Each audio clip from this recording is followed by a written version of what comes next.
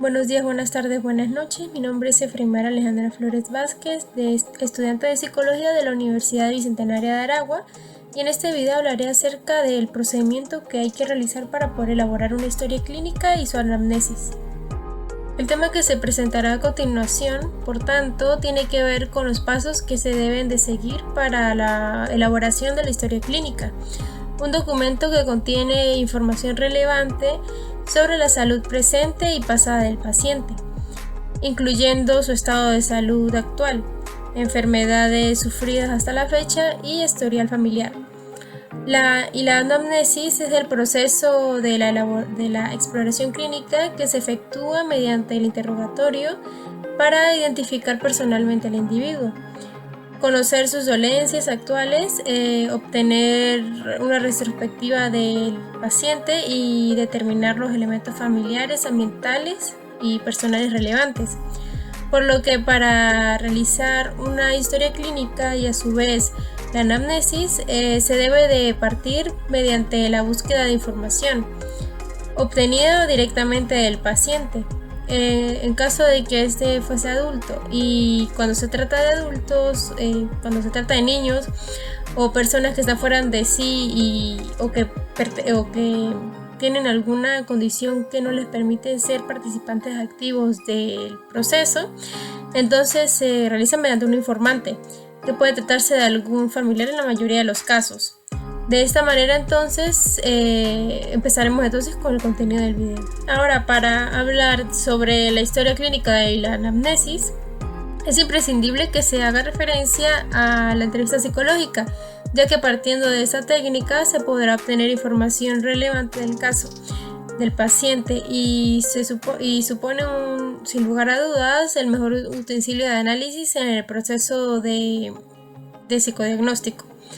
Así entonces se deben de seguir una serie de etapas para la correcta recogida de datos y posterior análisis de la información para su elaboración final. La preparación vendría siendo el primer paso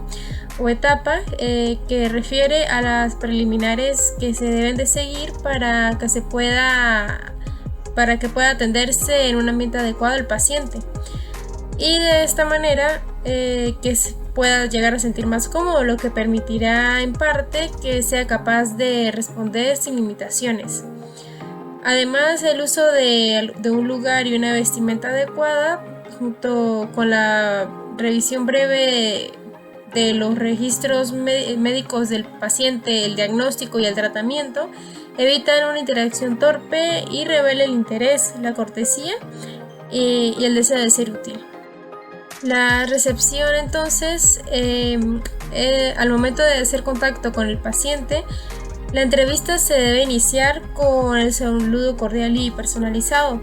Por otra parte, esto ayuda a que el entrevistador se introduzca con su nombre y explique el papel que desempeñará en caso de existir alguna ambigüedad.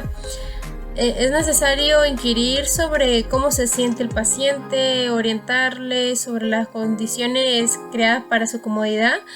y considerar si el momento es conveniente para la asistencia.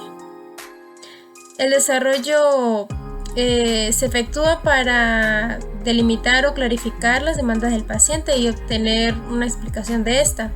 Se ha de prestar atención y dar respuesta a 3 aspectos. El primero sería la causa de la visita, el segundo cuáles son sus preocupaciones y el tercero las causas de estas preocupaciones.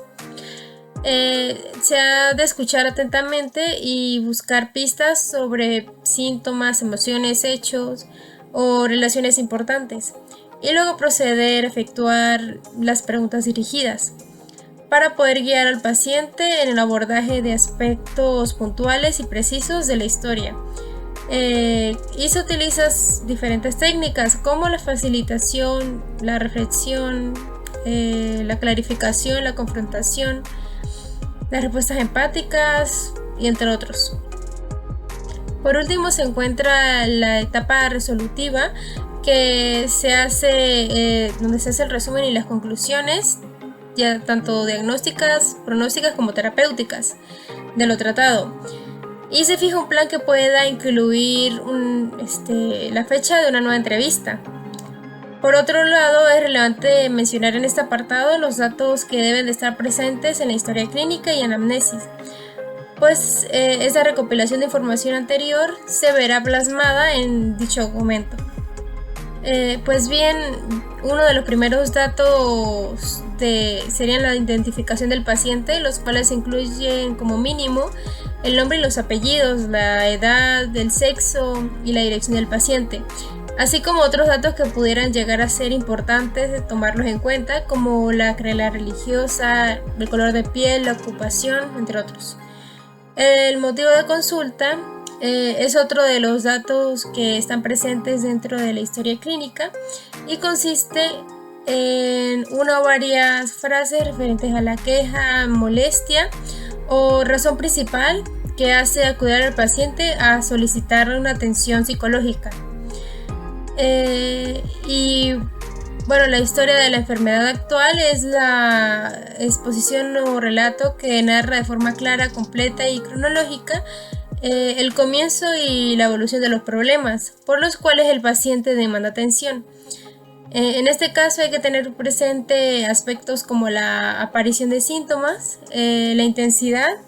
los factores que se relacionan con el aumento del alivio, la frecuencia, entre otros. Además también tenemos los antecedentes personales, comprenden otras enfermedades que el paciente haya sufrido con anterioridad y que son clave para la enfermedad actual. Los antecedentes familiares comprenden la obtención de la edad, el sexo, enfermedad y causas de muerte de cada uno de los miembros de los familiares inmediatos. La historia psicosocial abarca aspectos de la persona como la educación,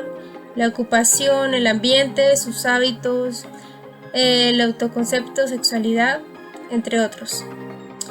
Y el examen mental sería el último punto y es aquel que abarca datos como la apariencia general, la aptitud, estado de conciencia, estado de ánimo, actividad motora, entre otros. Por último, para concluir, cabe aclarar que la historia clínica y la anamnesis forman parte de un proceso clínico que permite facilitar el diagnóstico del paciente y el siguiente paso para poder dar un pronóstico y realizar la intervención del problema que se presenta si así se requiere. Es por ello que este proceso es sumamente importante, que pueda llegar a ser bien abordado por el profesional de salud mental, pues desde este punto se parte para poder comprender el caso en su totalidad, entendiendo que, no obstante, la anamnesis es un proceso del cual la información recogida es subjetiva, pues se tiene en cuenta solo o principalmente la perspectiva del paciente sobre su problema, por lo que posterior a ello es importante clarificar que lo que se dice es certero mediante otro tipo de técnicas de evaluación que ofrezcan resultados más objetivos. Capitulando y para culminar, la historia clínica vendría siendo un documento de suma importancia clínica, mientras que la anamnesis, por otro lado, forma parte del proceso que explora el caso y que facilita la elaboración completa de la historia clínica. Esta se encuentra constituida por partes que son relevantes para cada caso, como son los datos de identificación del paciente, el motivo de consulta, la enfermedad actual, los antecedentes personales y familiares, la historia psicosocial y el examen mental. Además, para poder recopilar información podemos sostenernos de la entrevista clínica, un instrumento que le da ventaja al profesional para poder recopilar los datos que forman parte de la historia clínica en primera instancia.